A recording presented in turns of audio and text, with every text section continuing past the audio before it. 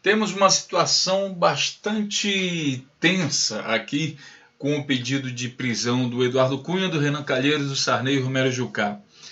A questão é a seguinte, pessoal, pensem comigo. Se o processo do impeachment está correndo no Senado e o presidente do Senado é o Renan Calheiros, e se ele for preso ou afastado, quem assume é o vice dele, que é do PT. Bom, o processo de impeachment está ocorrendo aonde? Justamente no Senado. Agora imagine se o processo do impeachment está ocorrendo no Senado e o presidente do Senado é do PT. Isso está sendo utilizado aí por muita gente para dizer o seguinte, que aí então o processo do impeachment congelaria. Ele ficaria parado e provavelmente a Dilma não seria condenada e voltaria a ser presidente.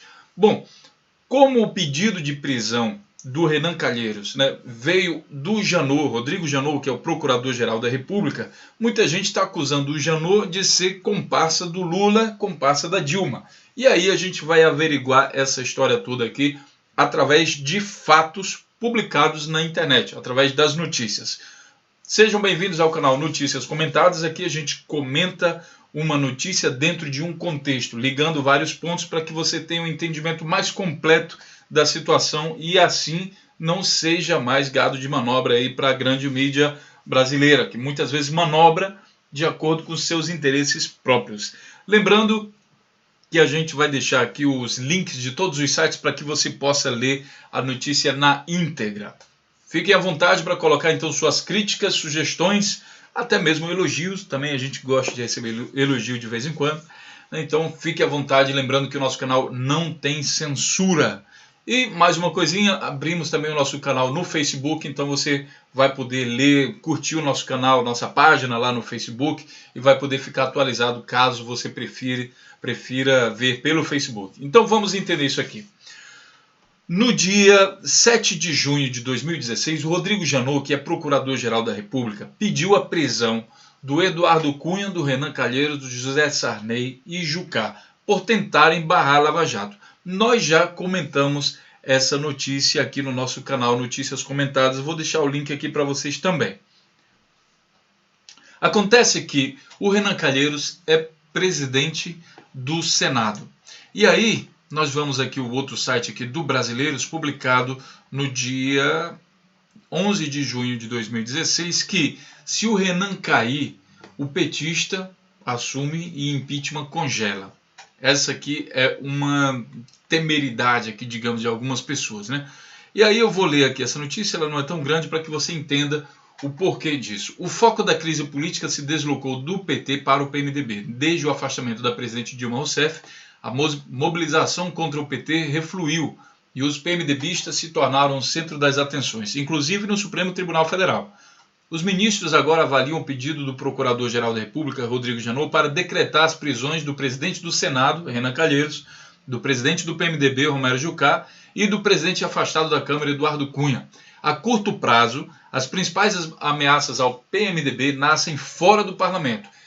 Elas vêm do judiciário. Uma eventual prisão do presidente do Senado, Renan Calheiros, levaria à presidência da casa um petista, o senador Jorge Viana, do PT do Acre, o que poderia retardar a tramitação do processo de impeachment.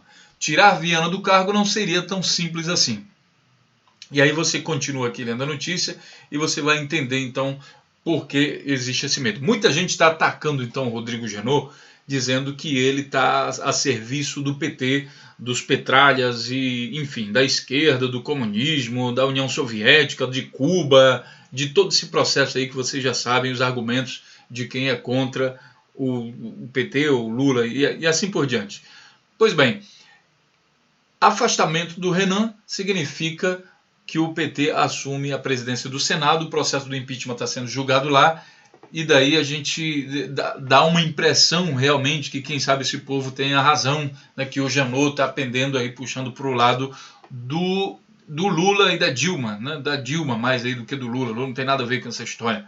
E aí a gente vai entender agora um pouco da relação de Rodrigo Janot e Lula, para que a gente entenda se realmente os dois se gostam, digamos assim. A notícia vem agora do dia 10 de junho de 2016, que diz o seguinte: o Rodrigo Janot pediu ao Supremo Tribunal Federal que mande o caso de Lula e Delcídio para Sérgio Moro. Veja bem, o Lula vinha querendo sair de todas as maneiras de ser julgado aí pelo juiz Sérgio Moro, que é da primeira instância. Inclusive foi isso que muita gente diz que a Dilma colocou o Lula lá como ministro da Casa Civil, justamente para se livrar do Moro. Então, digamos que o Lula venha querendo se livrar aí do Sérgio Moro. Aí aparece o Rodrigo Janot pedindo para que o caso vá para o Sérgio Moro. E o que acontece? Né, o Lula ataca então o Rodrigo Janot, diz aí que ele tentou, vamos entender aqui mais exatamente, ele diz o seguinte, ó: foi mais um movimento claramente direcionado a indispor o ex-presidente Lula com a opinião pública e constranger o Supremo Tribunal Federal, diz nota divulgada nesse sábado. O combate à corrupção e à impunidade, fortemente impulsionado no Brasil pelos governos Lula e Dilma, não justificam as práticas autoritárias que estão se tornando corriqueiras nos tempos recentes. Isso também envolve aquele caso que eu também falei aqui sobre vazamentos que estão ocorrendo aí, e muita gente está dizendo que esse vazamento, inclusive o Gilmar Mendes está dizendo que esse vazamento ocorre aí dentro da Procuradoria-Geral da República. E o Rodrigo Janot já apareceu se defendendo, dizendo que ele não tem nada a ver com isso, e que não sei o que, não sei o que lá. Bom, o Lula também atacou esse vazamento, porque ele diz que esse vazamento é seletivo. Aí aparece agora o Rodrigo Janot, no dia que ele pediu, que ele ia pedir ao Supremo, que deveria ser uma coisa privilegiada, aí com foro, né, aliás, de sigilo, tá? Não de privilégio, mas de sigilo, e aí aparece no mesmo dia, antes do Janot pedir isso ao Supremo, isso já estava no Jornal Nacional, já estava a Globo mostrando que isso ia acontecer. Então, o Lula foi lá e atacou. Mesmo com o ataque, o Teori Zavascki anula a escuta de Dilma e Lula, ele anulou, realmente aquilo lá foi ilegal, porque grampeou a presidente, e enviou para o Moro o caso do sítio e do triplex, ou seja, enviou os casos que o Lula está sendo investigado para o Moro. E aí a gente recapitula. Se realmente a Dilma colocou o Lula para escapar do Moro, aí vem o Rodrigo Janot e pede para ele ir para lá de novo, então não aparenta ser necessariamente uma parceria, né, um trabalho em conjunto aí entre o Rodrigo Janot e o Lula, nem com a Dilma. Tá? Isso realmente não parece ser o fato. Apesar de estar sendo acusado agora, o Rodrigo Janot, não parece que os dois tenham a maior amizade. Uma maior prova dessa amizade, entre aspas, ironicamente falando, né, essa inimizade, é uma notícia aqui publicada no dia 18 de maio de 2016, em que o Rodrigo Janot acusa Lula de ter o papel central na tentativa de obstruir a Lava Jato. Ele literalmente acusou o Lula meio que de ser chefe da gangue toda aí. Tá? Então, como é que alguém que acusa o outro de ser chefe da gangue vai ser amigo um do outro? Bom, se for amigo assim, ninguém precisa de inimigo, não é mesmo?